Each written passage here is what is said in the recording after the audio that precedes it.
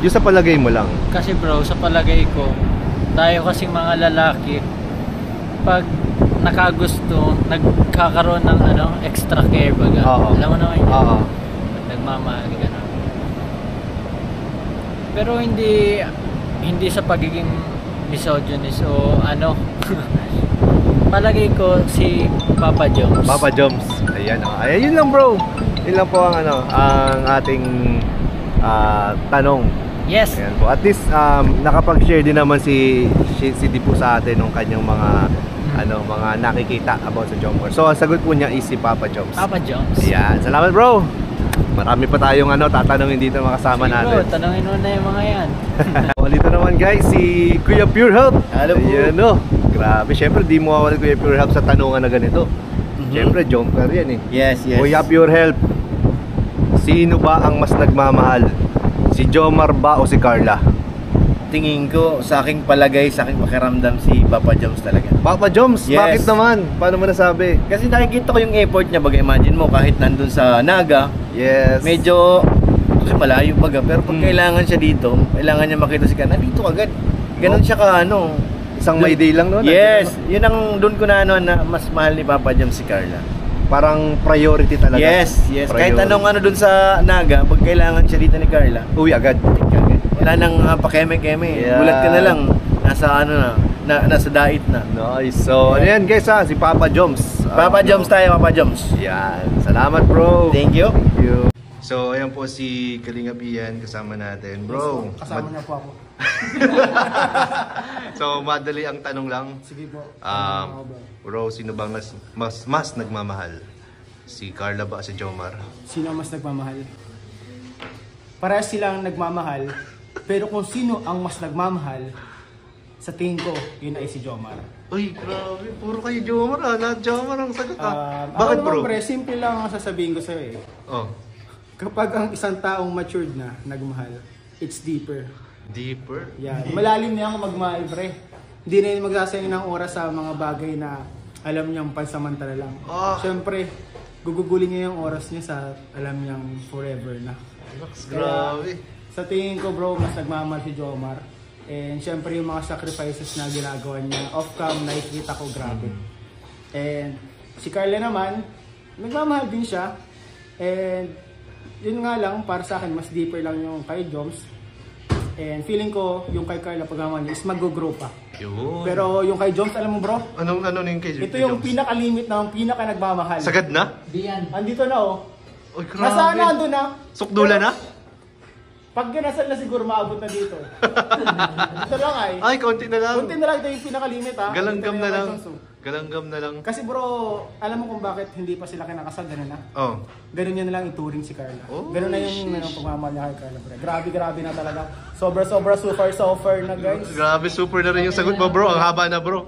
Oo, bro. Salamat bro. Salamat, Thank you bro. Thank you Salamat. sa pag-share. Opo. Huwag niyo po ako iba siya. Pareha naman sila nagmamahal. At syempre, dahil...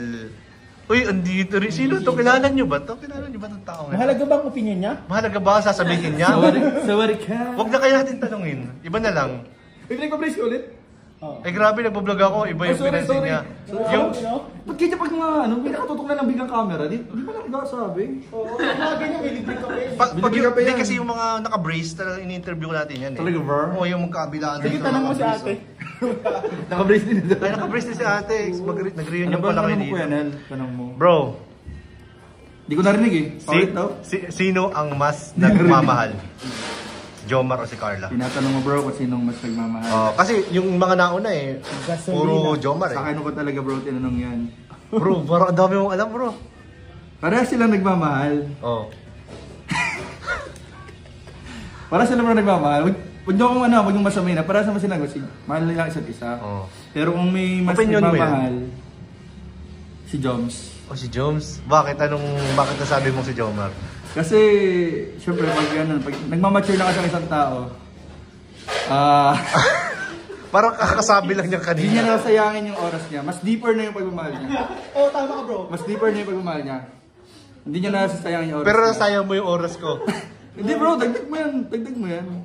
Yun bro, pero, gari ha, ito yun eh. Oh. Si Carla kasi, mag-grow pa yung pagmamahal niya eh.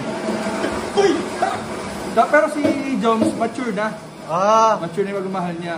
Pero bro, Sa'yo ko lang nalaman alam mo ba, ganito yung limit ng pagmamahal ha? Bro, ito yung limit ng pagmamahal. Okay. Yung kay Joms, mga ganyan oh. Ay, ganyan. Mga ganyan. Dikit mo yan. Ay, ganyan. Ay. Alam mo ba bro, kung bakit hindi pa sila kinakasal? Oh. Kasi hindi pa ganyan. Yan, ganun. Mali yung sinabi mo, bro. Bakit mali yung sinabi mo? Sorry, mali. Bro. Ay, ba't kasama si Kuya P? May nagbablog na agad. Bagal mo daw ay. Ba't nandito si Kuya P? Kala ko nasa Germany yan. Bro, hindi mo na. Ba't kayo to? Bro, sa inyo yata to bro? Uy, hindi pinorderan niyo ako. Kala ko nasa Germany to. Kamusta bro? Eto. Kaya bakit bro, wala kayong puso? Nag-vlog na kayo lang kami. Yes. Ano ka Ayan si Kalinga bro. Baka yun. Nantana mo ang ating vlog. Hindi yata to bro.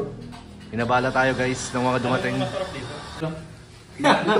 Ayan na guys, andito na po si Kalinga Prab. Siyempre, si Kalinga Prab hindi po makakawala sa tanong natin. Okay bro.